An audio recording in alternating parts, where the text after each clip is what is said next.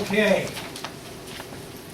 Minutes of October 5th and 19th. Gentlemen, have you had time to read them, go through them, changes? If nothing, I'll entertain a motion to accept them. Second. Second by Paul, all in favor? Aye. Aye, unanimous.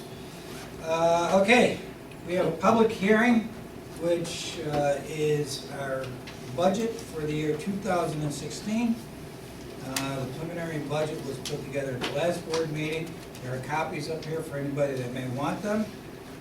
In this budget, if you look, there's more or less a synopsis on the front of the first page. There is no tax increase for 2016. There have been some adjustments made. There was an adjustment, a cut made to the library, and there was a provision in this to charge non-residents to get into our town parks. Other than that, everything is basically about the same as it has been. Of course, there have been some increases with regards to union contracts, etc., and of course some increases that were due to such things as health insurance, pension costs, and that. With that being said, the public hearing is open. If you have a comment that you'd like to make on the budget, one way or the other, we give you 3 minutes to get up and make your statement. All we ask is that you give your name. Jay? For you guys who don't know Could you me, just, for the record, give your name? Jay Wynn. I'm a New Hartford resident and president of the library board of trustees. I'm a little bit concerned about the budget, the big cut for New Hartford, the library, and I've created a open letter to the board of trustees, but I don't think I can read it in 3 minutes. So if you're not going to let me have more than 3 minutes, I'll just give you a synopsis. Okay. This cut is going to be tough for us. It's going to badly affect our services. And it's not that we don't want to be part of the solution to your financial problem, but last year we took a $50,000 cut. This year, giving us a $100,000 cut, and it's almost more than we can live with. This is not simply about the money, it's about priorities and vision. The library board and the state envision the library serving the community in many more ways than simply providing access to books. Libraries have always given ordinary citizens free access to information, but we must remember that today information means internet, videos, magazines, children's programs, informational speakers, and of course books. Maintaining all these formats is more costly, but we cannot be a community with a digital divide where only those who can afford the technology can have access to the information. A recent editorial in an Ohio newspaper contains the following quote: "Libraries are the levelers of privilege and avenues of reinvention. They are not just about books anymore. The public library remains the people's university." Pat has stated firmly he believes that a good library is basically a place to borrow books, and he's willing to support that vision. Children's programs, community programs, rows of computer terminals are beyond the scope of what he views constitutes a good library, and therefore can easily be cut back or even eliminated in order to meet the budget. Despite all of the discussions about efficiency and good use of resources, the real underlying source of our differences is the definition of what constitutes a good library. By supporting this proposed budget, you are essentially turning a blind eye to the fact that today's libraries need to be much more than just books. This proposed cut to our funding, if allowed to stand, will fundamentally impact the availability and extent of library services and will likely mean fewer open hours, cuts in programming, inability to remain relatively current in computer services, and who knows what else. What does it say about our community and our government when the public library, one of the very foundations of democracy, can be so expendable and easily sacrificed? The recently published 2015 handbook for the public library trustees in New York has the following statement: "A public library is not a charity, it is a public service, and secure, reliable public funding is the most appropriate way to pay for it." I'm requesting that you think carefully about these continuing cuts in the library's level of support and how it will affect your constituents. Make no mistake, whatever you decide, the library board will continue to make every effort to provide the town and its citizens with the best public library that they are willing to support. But we can't guarantee that the final result will not be a disappointment. Thank you. Anyone else? I have copies for you afterwards.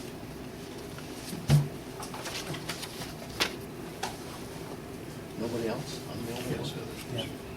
My name is Heather Mowat. I live at 4 Bonnie Lane, and I'm a non-resident user of the Town New Hartford Library. I just wanted to express my disappointment in the cut. I understand why it had to be done to keep a zero rate increase in your budget.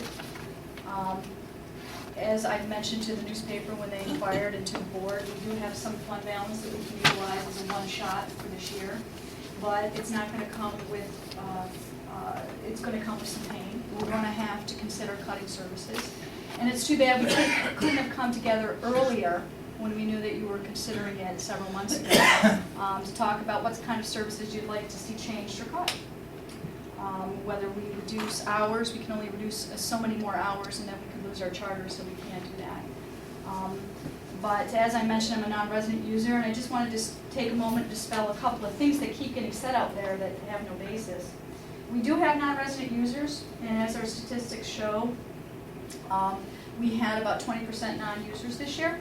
But I'm a non-resident user because when I was 16, I registered at Jervis Public Library because I lived in the town of Floyd.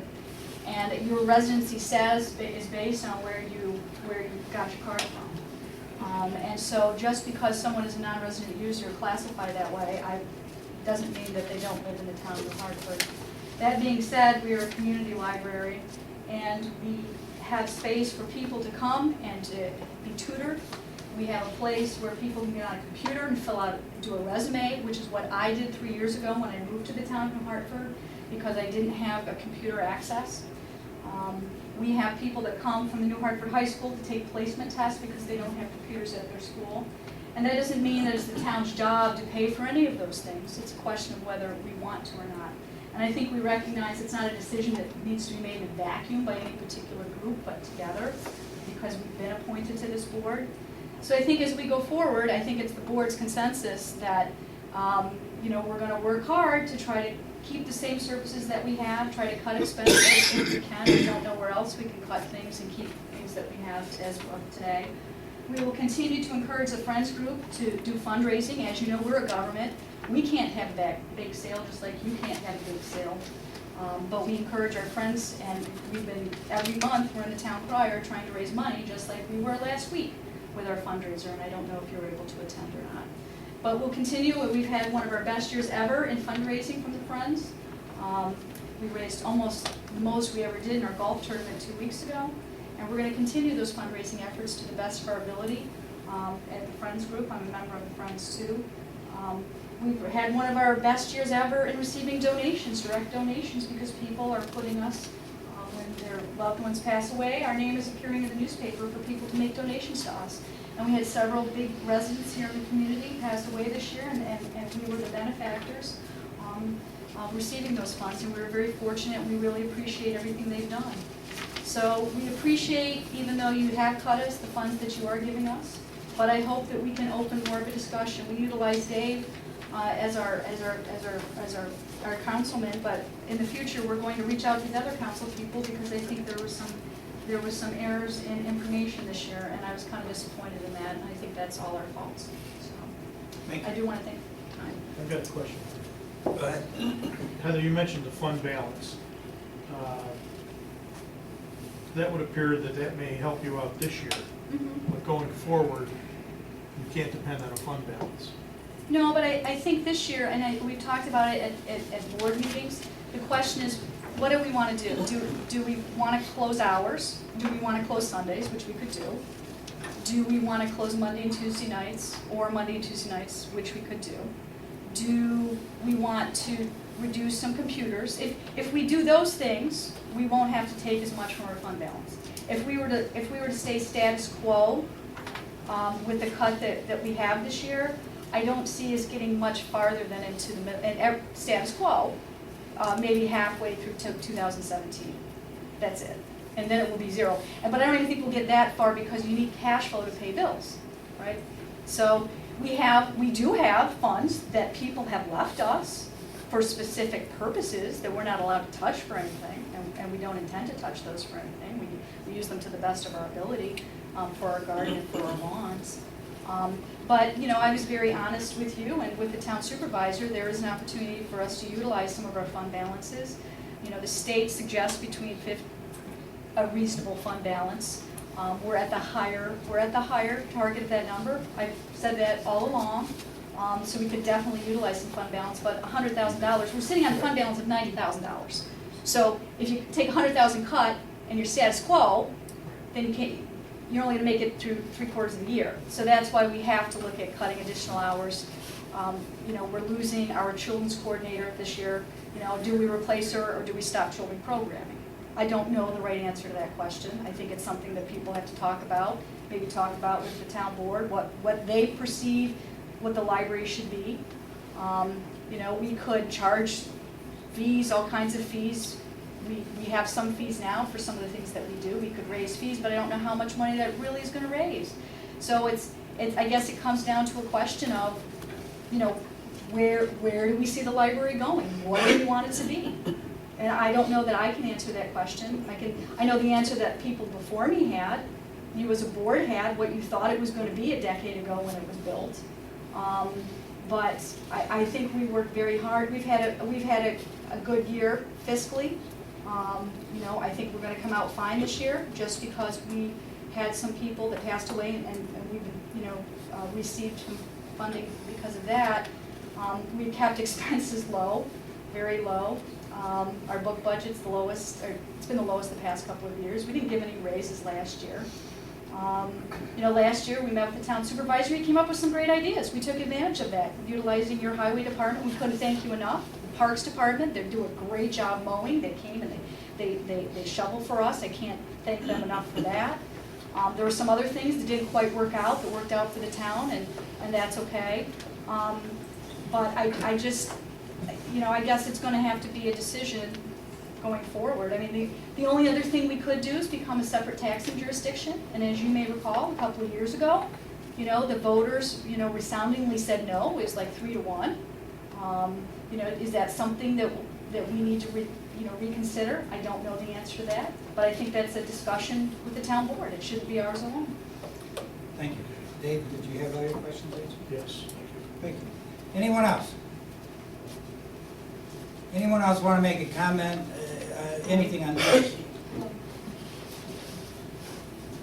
My name is Mary Stan, and I'm a New Hartford resident.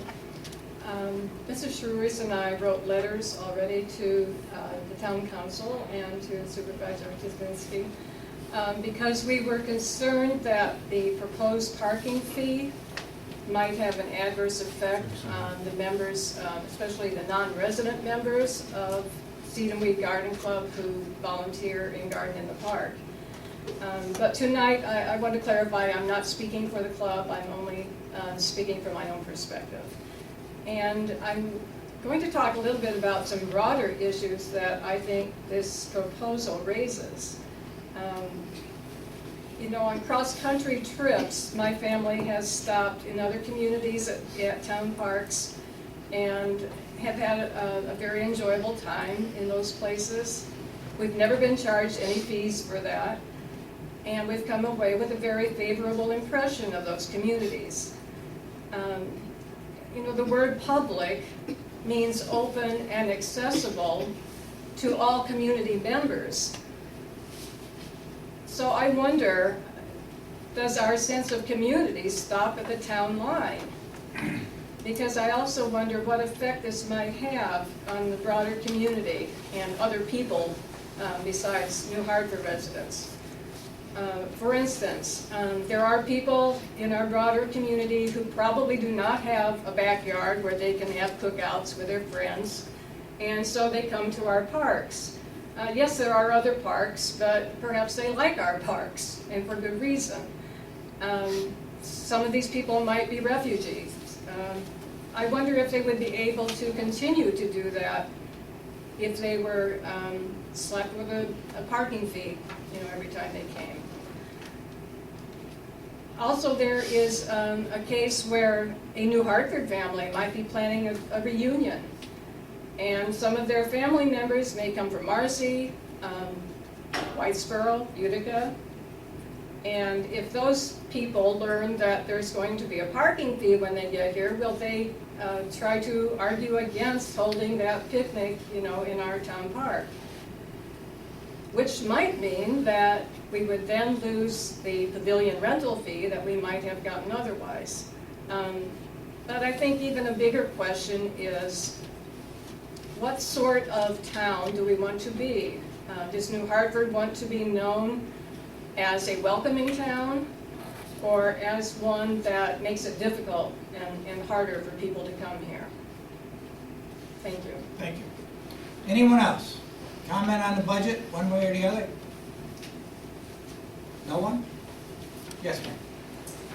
I'm Margaret Preston. I've been a resident of this village and town since 1978. My husband and I chose to live in New Hartford at that time.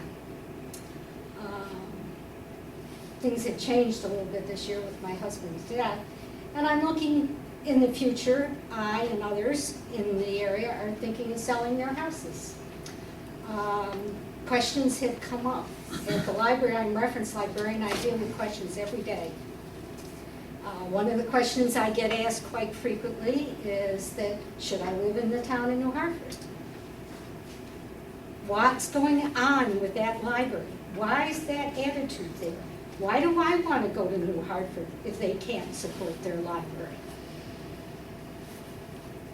I refer them to ask the people that voted for that. That's who you talk to. I think you need to stop and think the reputation you have established in this area. It's not the reputation when I bought my house. Thank you. Anyone else? Anyone else like to talk before we close the hearing here? Once, twice, three times? All right, board, can I have a motion to close the public hearing on the budget? With the motion. Motion by Paul, Second. second by Dave, all in favor? Aye. Aye, public hearing is now here closed. We will hold off on making a motion on the budget till later in the meeting, if that's all right with you, gentlemen. Next, we have public presentations. This is the time that anybody can get up. Again, you're limited to 3 minutes per person. We do have 2 people who called in, asked to be put on the agenda to make a public presentation. We'll go in the order that I got them here on the agenda, and the first one is Albert Fricola.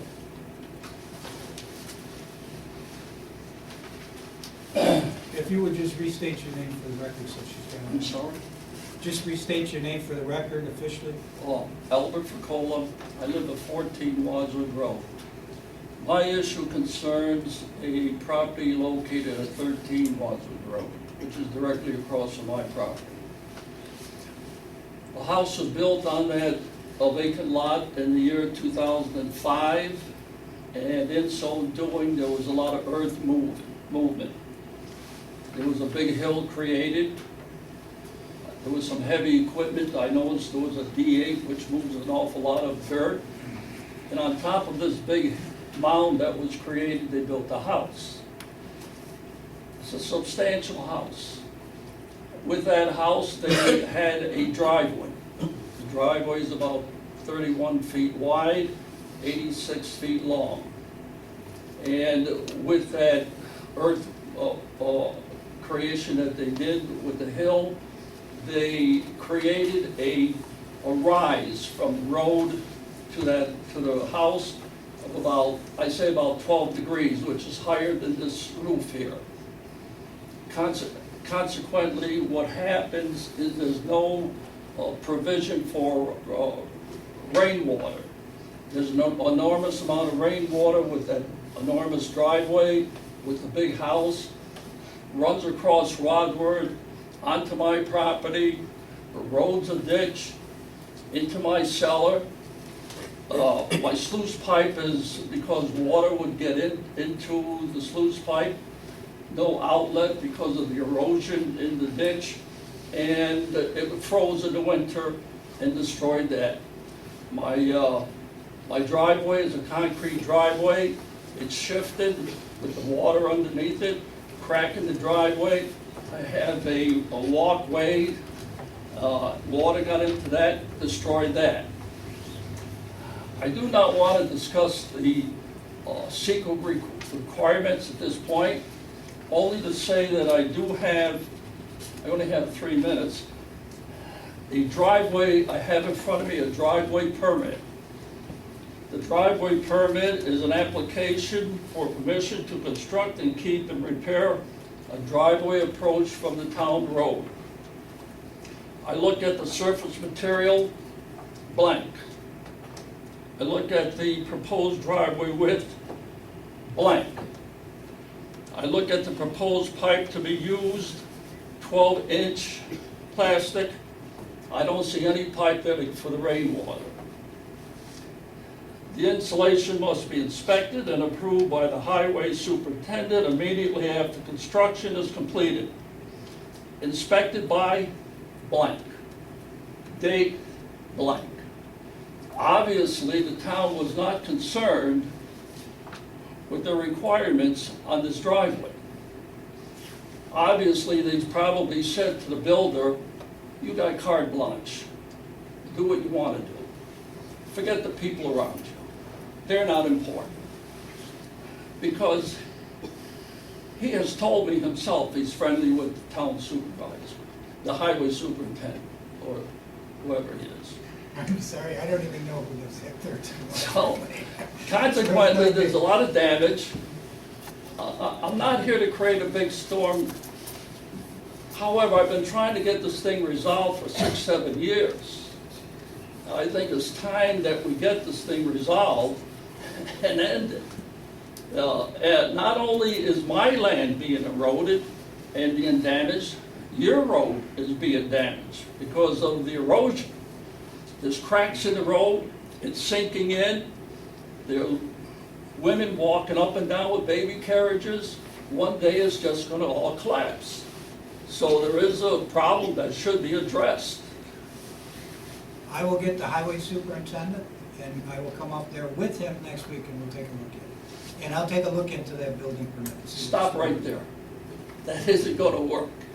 Okay, I won't come up. He came up, I'm going to tell you the story. I may be going over my 3 minutes. He came up to see me. I thought we had something resolved. But what he did, he didn't keep his promises to what he was going to do. That was number one. He went over to my neighbor, who I originally had a good rapport with, and he told the neighbor I was creating a big problem for him. I mean, instead of poo-pooing the situation, he created a problem. And now my neighbor doesn't talk to me because he says I'm creating problems for him. So Mr. Sherman isn't going to work. If there's someone else who wants to talk to me, I'd be more than glad to listen. I will come up there next week. Is that your? I'm willing to listen. It's mine. I talked to Mr. Fuller. Okay, what I'll do is Paula and I will come up to your house next week. We will give me your, you want to give me your number in public or give it to me on the phone? We'll call you before we come up, Fine. okay? If you want to just give it to Gail so she's got your phone number, and we will, oh, you got it? I got it, yeah. Okay. I went up there and looked at it. All right, we'll come up, we'll take a look at it, and we'll call you before we come up. How's that? Okay, I appreciate it. Okay. Thank you. Yep. Next, we have Mark Karam. Mr. Karam, I've shared all your email correspondence with all the members of the board, so they have some knowledge of the situation. Okay. If you could just, 1 minute, Mr. Karam, so that the town clerk can get your name. For the record, you would just state your name. Mark Karam. I live on Chestnut Road. Thank you. Yeah. Okay. So I originally bought this piece of property from my next door neighbor. It was sort of like a town, sort of like a park-like setting with a sort of a small flagpole with a flag. So when I bought the property from him, I think it was like January 2014, he said that, you know, he was gonna retain the flagpole and the flag and put it on his property. So, the house started going up in June.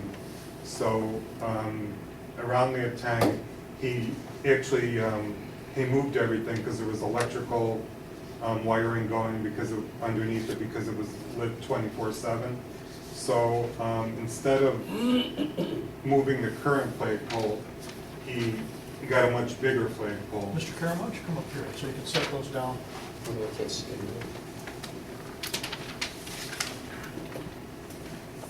I think that'd be easier. Okay? So this was the original property when I bought it from him, with the small flagpole with the flag. And then, when I built my house, here's my house, this is my bedroom over here in the back. The flagpole's double the size with the flag on it. And the problem was is when, you know, you put the flagpole up, it was making a lot of clinking noises from the snaps and also from the wind hitting the flag. And in addition, the light continually shines in my room 24/7 in my bedroom. So I reached out to him and he says, well, I bought some foam for him. He secured like 2 of the 4 snaps, and the flag was still making a ton of noise. And then it was not only the snaps, but also the wind. We get a lot of wind up on Chestnut Hill, so it was a lot of the wind hitting the flag, making the noise like the snapping of the flag. So, you know, I reached out to him. He says, you know, it's going to cost me like $8,000 to remove this. I'm not going to do it. Go to Joe Booth if you want, be my guest. He pretty much said, you know. And the other thing was, I reached out to, first I called the police. I talked to Sergeant Fontaine and filed a nuisance complaint. He says, you know, unfortunately we can't do anything because this is a codes issue. And so I reached out to Mr. Booth, and he actually got back, I believe, to Mr. Cully and said that he actually came out on a day where there was no wind. And he just replied back to Mr. Cully that there was no noise the day that he went. And he mentioned something about it being 5 feet within the property line. And I had markers put up on my property line. Which is your house? My house is here. And I had like a marker from when the surveyors came when we built the house, and the marker kept moving. Somebody kept moving it, and then all of a sudden it disappeared. So I have the surveyor coming out in 2 weeks. He's gonna put an in-ground marker in there. And Mr. Booth mentioned something about it not being, it's more than 5 feet away from the corner of the lot. But according to where the marker was, I think it's less than 5 feet. So my bottom line thing is, you know, I tried to work this out. I'm all for the flag, you know, there's tons of neighbors on Danbury that have the flag right in front of their porch. It doesn't make any noise. It's on like a little stick, you know, like a little flagpole. I think we need to have some kind of codes in place for people that want to take it to the extreme and not have any consideration for their neighbor, or, you know, beaming it right into their bedroom with the noise. I have a tape recording of the noise it makes. I forwarded it to Mr. Booth. He doesn't seem interested in wanting to address the situation. And this is definitely, if you compare the two, this is considered, I would say this is extreme to go from this original one to this.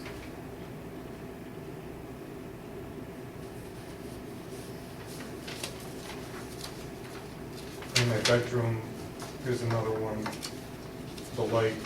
And actually, like when the flag at night goes up and down, you can see the shadow in the room, and there's nothing I could do about it. And I brought an example of a county out in California, Indian Wells, that came up with some flagpole ordinances or codes.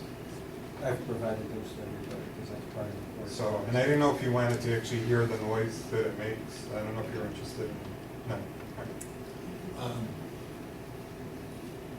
I mean, we appreciate the fact that nobody likes to have noise, especially at night. We do not have a noise ordinance in the town, so I mean, Counselor? Well, as I explained, this is not controlled by our code, and I think we talked about this at the last board meeting. This is something that we would have to amend our zoning ordinance if we wanted to regulate flagpoles in some fashion. It appears to me it may constitute a private nuisance situation where he might want to consult an attorney. Civil action. In a civil action, it's two neighbors, but it's up to you folks whether you want to adjust our ordinance in any fashion to regulate flagpoles. I just have another thing if I wanted to add.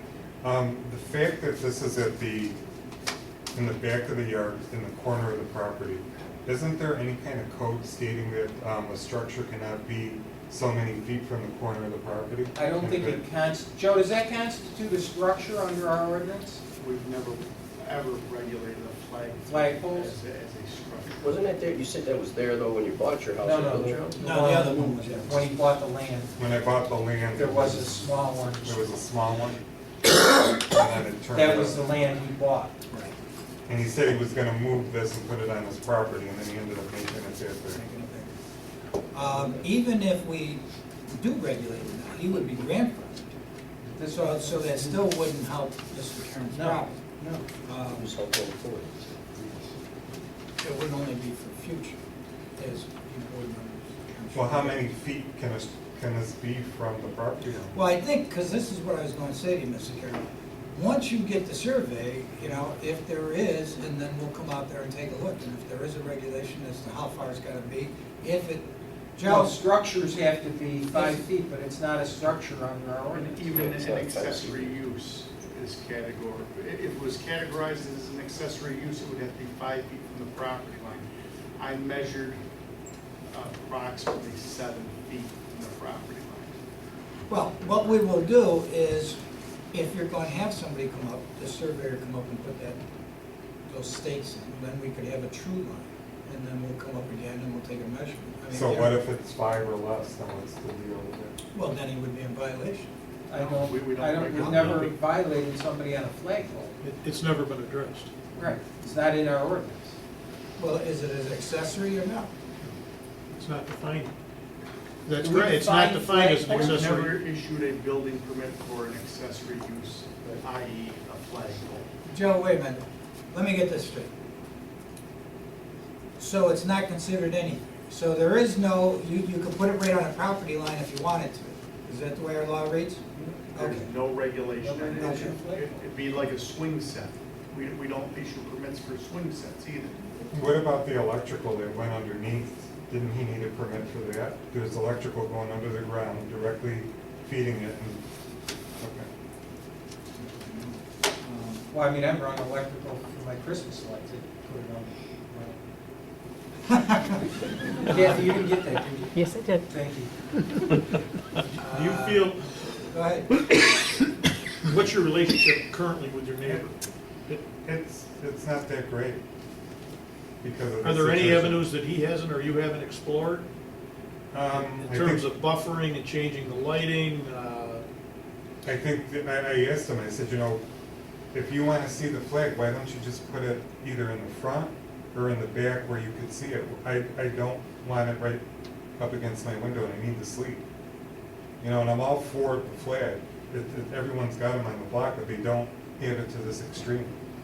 Maybe we can talk with him, especially with regards to the light situation, to see if those things could be changed, so it's not pointing in your bedroom window. Joe, did you look at the lighting? The lighting appears to shine straight up at its flag.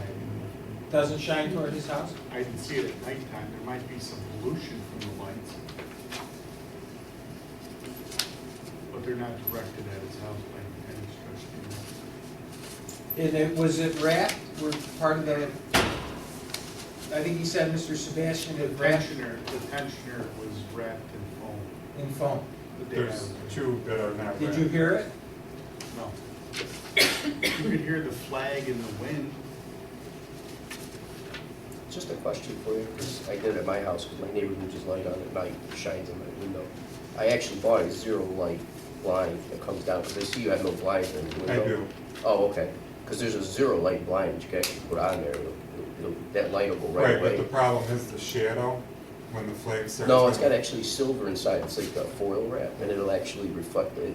Don't be no light coming through. I know, but the problem is I can't sleep when the wind is heavy because the noise. Oh, of I it- guess you're talking about the light. Okay. Yeah, so it's like, you know, am I just not supposed to sleep when it's windy out? I have no right, I don't know. Well, I was just saying for the No, I light mean- perspective. Yeah. Yeah, I mean, we try what we can to help out our residents. But as I said, Mr. Can you Chairman, talk to him at least? and see We, if- yes, I can give Mr. Suggestion a call, talk to him, and I will do that for you. We'll see what we can do in that regards. But again, I mean, there's nothing that we can do at this point, because even if we did pass a law that would restrict this, it would only be for future ones. It still wouldn't help you in this situation. Do you want these? No, because if I go up there, I'll see you. Okay? Thank you. Okay. Okay, yeah. Yep. Anyone else that would like to make a comment on anything in the town? That being said, the public presentations are closed, and we move on to town business. Reports of the committee. We'll start with zoning codes. Councilman Mesa is not here. Councilman Michelle, are you taking care of this? Yes. There's a request for refund for Jordan Kessler, the 5 Concord Boulevard. It was a variance request. We didn't do anything on it. He's requesting a variance because Is there a motion to give it back? I make a motion. Is it a Jordan Test? The name I see on this is Marino. Joe, is it? The property records show it as Toronto, but he's since married.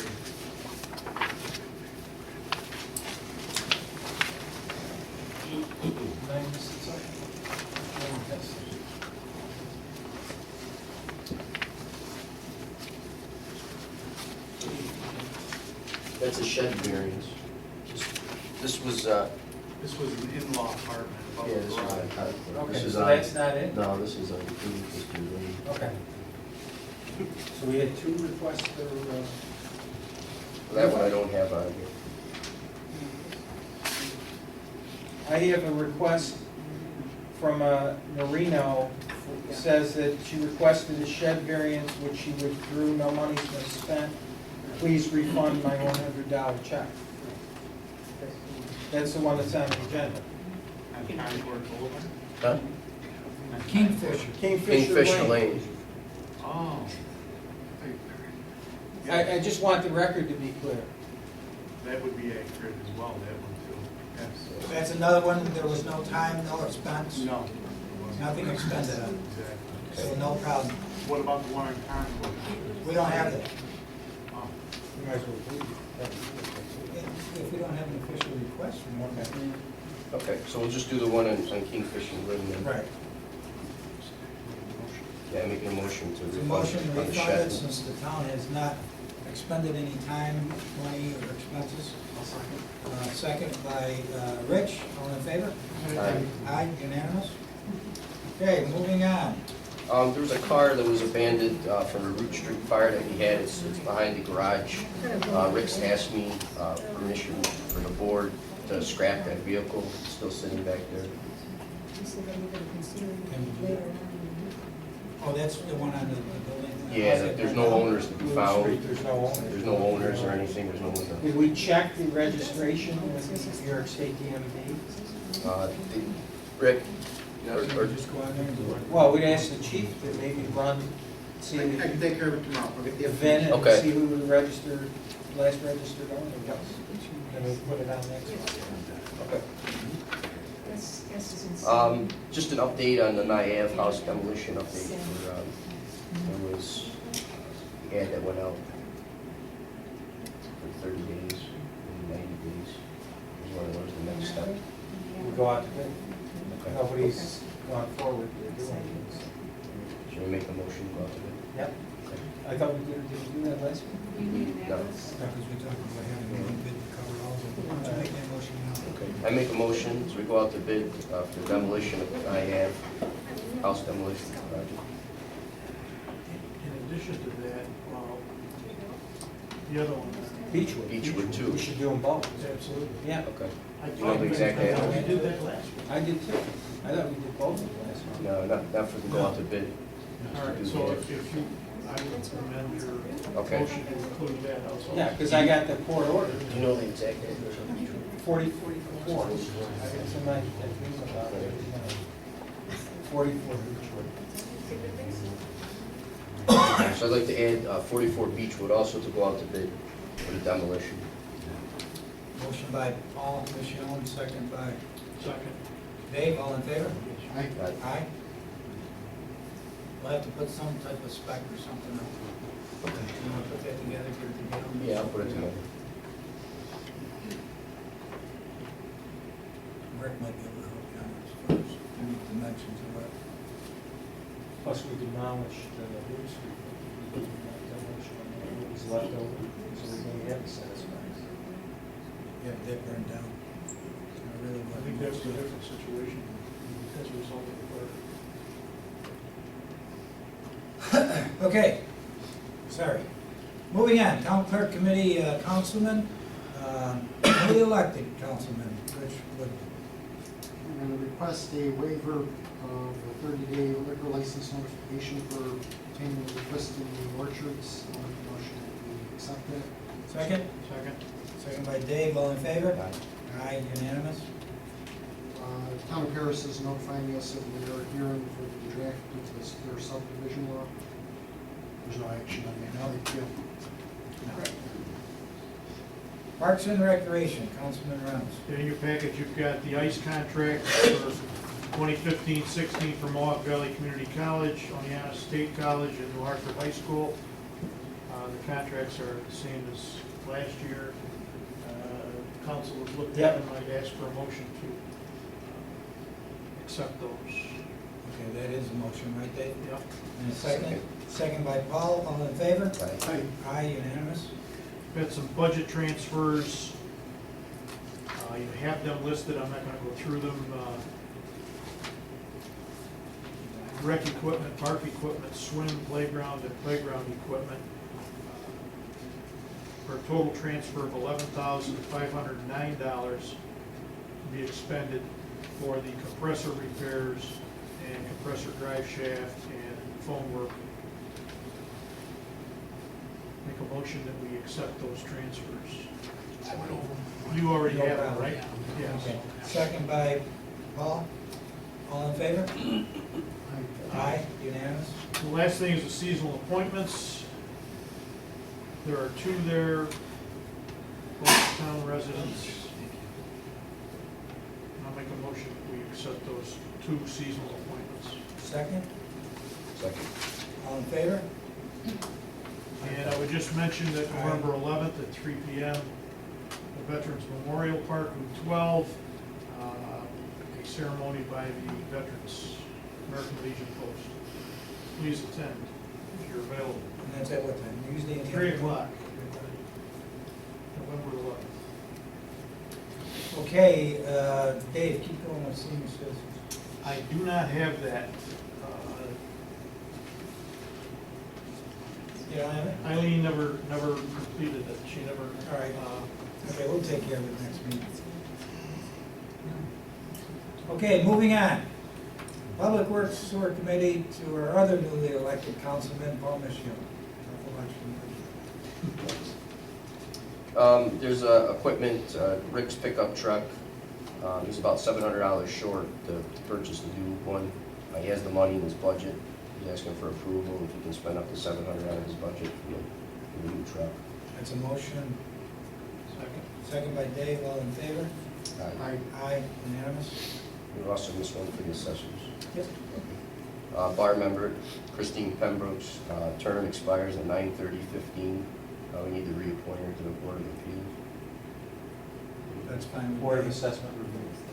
That's Oh, not that Board would- of Appeals. Assessment. review. Assessment Review. Is that a motion? It's a motion. I have no problem with it. That's fine. All in favor? Aye. Aye, unanimous. Keep going, Bob. Yep, the retention area that we did on Royal Brook Lane, to clean out that area. We spoke about that to get that done. That's gonna be taken care of. Okay. And I brought in 2 proposals for the new town website. They're both in your packet. There's one Alpha Dog and one that was EVO Gov. There's a lot of information for both of them. The EVO Gov is more, the setup is more hands-on. That's what we do, gathering the information and giving it to them. The Alpha Dog is more of a monthly fee, but they're, they do everything for you. Is this the one that the village in Hartford used? No, no. Oh, because I see a thing here. with the No, village they're in just Hartford. showing you what we currently have in there. He's looking at the front picture. Yeah, this one here, same. I'm looking at this. Yeah, that's that. Yeah, they're just showing it. See, it says current website that we had. They did a full proposal. We have the village on our website? Yeah, it goes to it. No. The village Well, has its own website. Right. Yeah, but We've it's- got a link to it. Right, Oh, okay. but it's the same background. It's the same. There's nothing different about it. So in here, it just explains all the information, things that we got there. What's it cost us? Well, the EVO Gov, if we help them set up the site and give them the information and everything and go through it, it's $8,400, and then it's $1,500 a year to maintain it, and that includes tech support, all the features that are listed here. There's so many to go through. And I know you've looked at this for a long time. Preference on these two? Well, it's the EVO Gov is used nationally. They do a lot of sites. Most of their sites for start to build it, they charge you around $20,000 to $30,000. They were down in the when we went down to the town conference down in New York. They were down Yeah, they're well not. They're a good company that's been around forever. They do huge cities to small towns. For our population, they work this out so it could be affordable for us. Like you said, if we actually help them out, getting and gathering the information and bringing everything to them, they would design the website. And you've checked out some of the websites? I did, yeah, they're in here too. I was actually gonna bring, in the next meeting, I wanted to bring my iPad, actually go through it. But I wanted you guys at least to read through them so you know what I'm speaking with. Yeah, in the know what the meantime, we go terminology through and is. maybe check out some of these to see what it looks like. But there's some great features, and again, next month, I wanna go through them. But the Alpha Dog one, it's pretty much, no one has to do anything except just email them information and they put it on themselves. But the fee monthly is like $1,000, so it's pretty expensive. This one's $150 a month, so the setup is a little bit cheaper for the Alpha Dog, so they get their money over time. And this year, they get it up front, so. And on both of them, we could add and subtract as we go along. And we would have the same capabilities we've got now. When you want to put something like the budget on the website. Right. Yeah, we can, with EVO Gov, we can do everything. There's bill pay on here. You can pay for parking tickets, speeding tickets, courts. I mean, anything you want, this site will do it. I mean, they do up to cities with 3 million people to towns with 5,000 people. So for our population, like I said, their sites usually run around like 20,000 to get them up and running. If they come down and do all the legwork, they said if we did the legwork, they would just design the site for us and then just charge us that monthly fee of $150. So it's a great site. I mean, if you go through it, it's probably one of the best sites locally around here. And then I went to other companies, but they're just so out of the ballpark for money. I mean, charge. So, but look at them, and next week, like I said, I'll bring everything. We'll go through in detail what exactly, but without looking at this. Okay, good. All right, so I just want to bring that up. So you got the 2 packets here. Then I got one more thing too. Go ahead, Dave. 12, had a constituent call from 12 Gulf Ave. They put a 2-stall garage in and expanded their driveway with a permit, everything is fine. they have a children's playing sign, which is now in their path to their driveway. Do we need board action to move that or remove it? It's been there for 20-plus years. Board action. Can we move a sign, chief?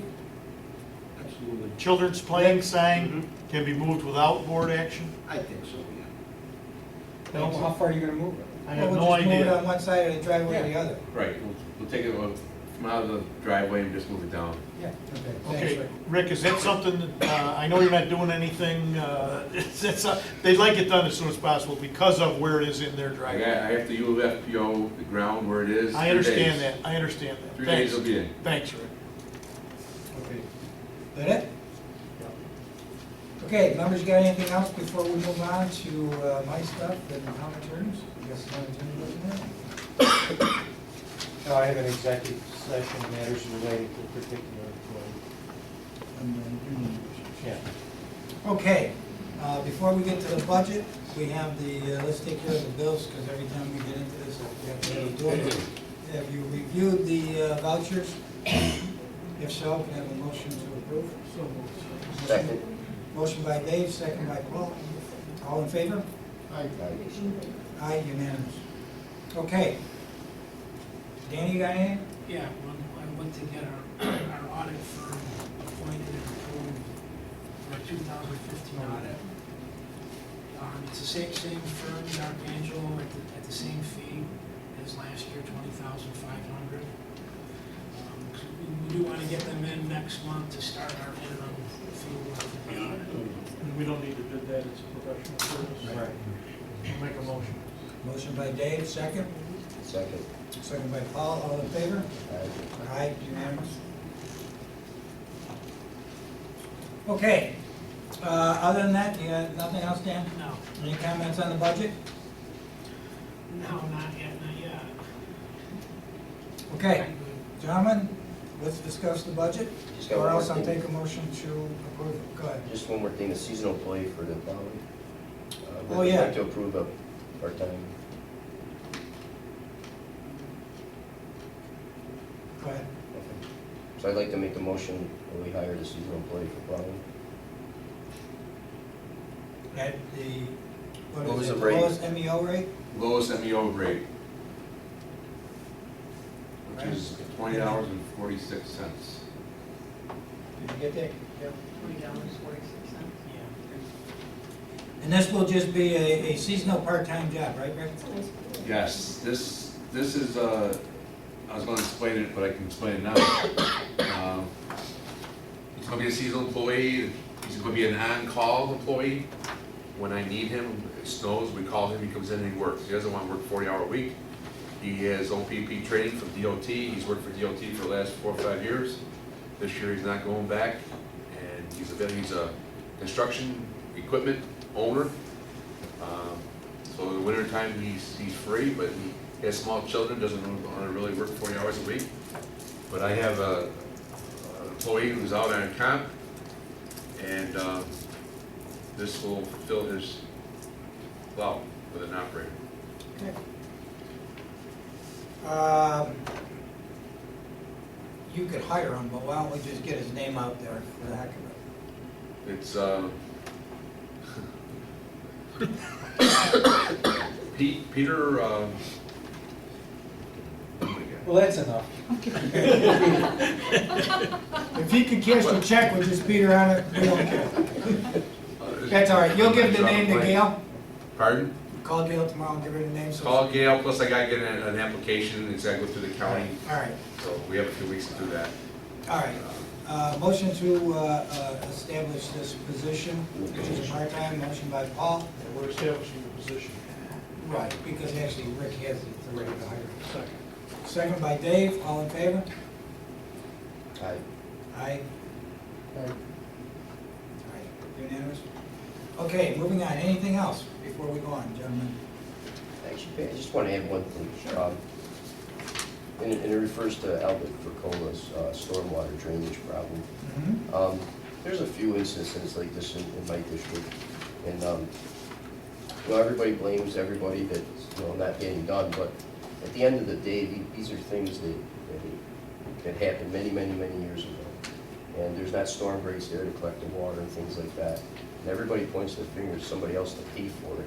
At this point, is there something we can do maybe? Is there a grant out there, something that we can, or something that we can generate money to help these kind of people? Because there's not, I mean, if Rick goes out and looks at it, I mean, he knows what it needs to do it, and it's a big cost to do it right, to get these problems really solved. I mean, I go out there and look at it, same thing. So there's no money there. The town's not gonna pay, you know, to put in grates on every driveway, because me and Rick looked into it, something like $2,000–3,000. So at that point, what can we do? I mean, I don't know, is there anything out there that we can do to kind of solve a lot of these Well, problems? where you run into difficulty is if you're helping private citizens with regard to issues that the town is not responsible for. We're getting sued by people because of stormwater. And Right. stormwater is stormwater. If we didn't do anything to cause the problem or contribute to the problem, then we're not liable. If you go forward and start doing things, the question is, are you opening Right. the town up to future liability? We've got people suing us all over the place because of stormwater, saying their property values are down and their tax assessment should be reduced. And stormwater is stormwater, and the courts have consistently held that there's no real affirmative obligation in the municipality to go in and try and remedy all these stormwater issues. So that's, if you do, then that's what you're undertaking, and then you can be held to a different standard. If in fact it doesn't resolve the problem, then I think you're opening yourself up to being sued. With his, it sounds like a private situation. I don't know, and certainly I don't want to. Well, it is, again, it's a private. I want to talk to Joe in Right. terms of the circumstances surrounding the driveway permit, was it completed and was it inspected? Right. But the question becomes, if I live next to you and I build up my land so that the water runs off onto you, it's a private situation, just like the flagpole. It's a private situation between two citizens, and the question is, can you use taxpayer dollars to resolve private issues? And usually the rule is no, you can't. Is that an answer? Yeah, kind of. I guess then how do we go for, because, you know, I was talking to Joe about it, and there's nothing in there, like, we have a driveway. If we don't put a storm grate in all those houses that are up on the hills, then the next person is gonna get all the water, and it's just. Right, maybe as part of our code, then there's a requirement when you pull the driveway permit that, and we had a very similar situation a couple of years ago with a neighbor who went in and did substantial landscaping improvements, and the next door neighbor said they were getting all kind of flooding. Joe immediately got involved, and we made them get an engineer to come in and show through their engineering design that they were not contributing any stormwater runoff to the neighbor. So maybe what we do as part of the driveway permit, that they have to put a grate in, or they have to do something to show that they're not increasing the stormwater flow or discharge. Yeah, because every place on the hill is like that wood circle, same, you know, everywhere you go up there, you got the opposing neighbor across the street is always taking the water, because there's no storm drainage on that side on Wadsworth. So everybody, the water rolls up the hill and goes right across the street, right down their driveway. So if there's no grates there, it's never gonna change. And Joe, do we require anything on stormwater when they pull the permit?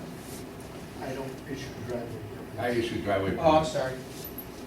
Can I speak on this matter that it's in front? I got a few things on my side of the story, what transpired. When the shrine was built up on Tilden, water from that came down. There's an empty lot as you look at the neighbors across the street to his right side. Water poured out of that empty lot, and it's still empty today. We went up there and we put a catch basin and some pipe on our right of way, the town's right of way, to catch that water, to stop that water from going across Wadsworth. This is next to his property? The guy across the street, he Next to says, the- I know this guy, I don't know this guy's name. I've talked to him. The a couple vacant lot times. is next to the upside. The upside, yes. So then, Mr. Farcola called with a complaint. I went up there, and the water's coming from this new house, and it's got a big, huge driveway. That was built 2007 or 2008, prior to this Roger Cleveland. I can't answer why, my permits today are filled out with pipe size and signed and dated. So I went up there and I looked at it, and Mr. Farcola wanted his ditch clean. So we went up there, UFPO'd it, and we dug his ditch. Pretty much everything he's asked for, we've done. The water comes across from that house in his driveway. I talked to the homeowner, told him that he could put a grate at the end of his driveway to catch that water coming down his driveway to stop it from going across the road. I can't make him. Right, but can But- we implement but- some regulation to require somebody, if in fact you're gonna create a I stormwater don't know. runoff situation, to put a grate? Well, I think you're right. I think we ought to look at the code, because Yeah. before we issue building permits, as a matter of fact, we should look at these driveways, and I mean, a lot of them, you could just look at and say, this is gonna cause a problem. Yeah, especially It's running down the hill. It's built on a hill. And I think maybe that's something we Yeah, should look at absolutely. and put into our code and say, hey, listen, before you put the driveway in, we're gonna come up and look at it, and we're gonna tell you if you need a grate there, if you need whatever in there. So, Joe, can you find something, maybe some wording that we could take a look at? To put in our code for that? Okay? Well, our code addresses subdivisions and water runoff created by a subdivision, contractor is responsible. I mean, it's the same thing. No, this is one house. I understand one it, but I mean, it's the lot. same principle. Yes. The contractor goes in and changes the grade or makes a larger impervious surface, he's That's responsible what for Joe water. did with that house that I was talking about. He made him get an engineer in to show that they were dealing with the on-site stormwater. Well, you know what we're looking at, Joe, right? Thanks. Okay, thanks, Rick. All right, anything else? All right, budget, gentlemen. Comments? There's no comments, no discussions. I'll entertain a motion to accept the budget. Well, I've got, Go ahead. I've had several calls and letters regarding the library. I'm very disappointed in the cut. I understand this is a very tight budget. I appreciate that fact. I know that increasing taxes by $1 really doesn't get us close to that 100,000 that we've cut from the library. I wonder if there's something we can do throughout the year to continue to support the library and in-kind services. I don't have any magic wand, but I do know that the library is an extremely important part of our community. And I'm disappointed that we can't fund it to a better extent than we are currently. It's heavily used, it is important, it's a jewel in the community, and I hate to see it diminished in hours. And just using the fund balance is a very short-term fix for it.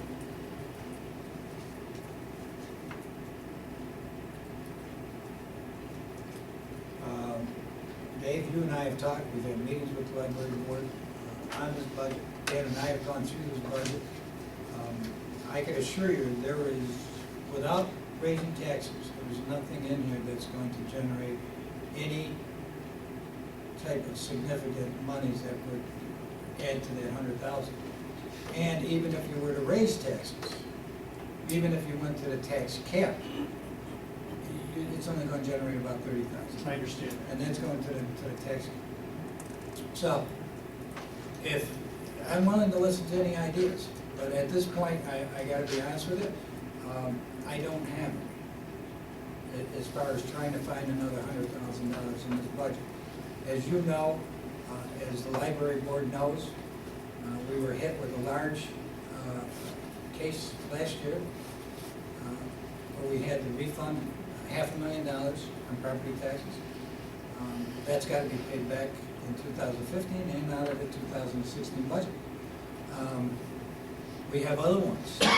Because of that case alone, we've had a lot of other filings now with certiorars that are going on. Herb is handling a bunch of them.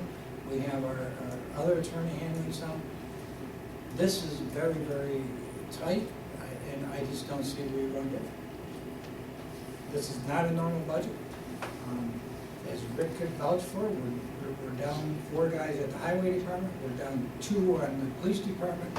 It's not like we're running wild here and spending money like there's no tomorrow.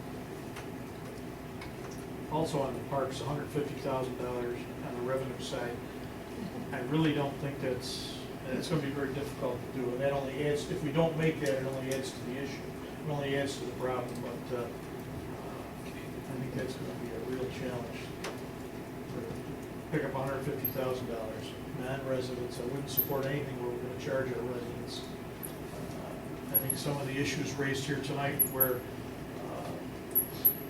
a family is going to use it, and they may have non-residents coming for a family function. I think there are ways to accommodate that, and I'm sure we will accommodate that, but I think that $150,000 is a tough one to reach. And again, that just makes the budget even that much harder to contain.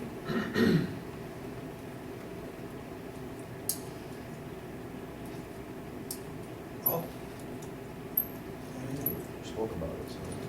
Rich? Just the concerns that we had discussed earlier, and the state echoes there, I think the 150s, it's a concern. And if we don't get the sales tax, it's just the revenue portion of it, that's, I don't know, concerns with it. Rest of the budget, so. I agree with you, Rich. And that's why, when it comes to raising any expenses and stuff, to be perfectly honest with you, I have a bigger concern that we're going to hit the sales tax revenue than whether we're going to hit the $150,000 admissions fee. Just some concerns. No, I know, and I agree with you, I'm agreeing with you. So, I think we've all said our piece. Motion to accept the budget.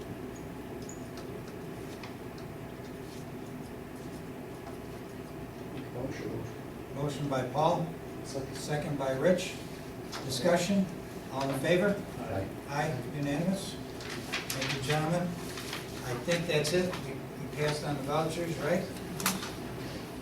That being said, we've got 2 items for executive session. One dealing with union negotiations and the others involving matters relating to a particular employee. And I wonder if Rick may be able to stay for part of it. Yes. Okay. Motion to go into executive session. Motion by Dave, second by Paul. All in favor? Aye. Unanimous?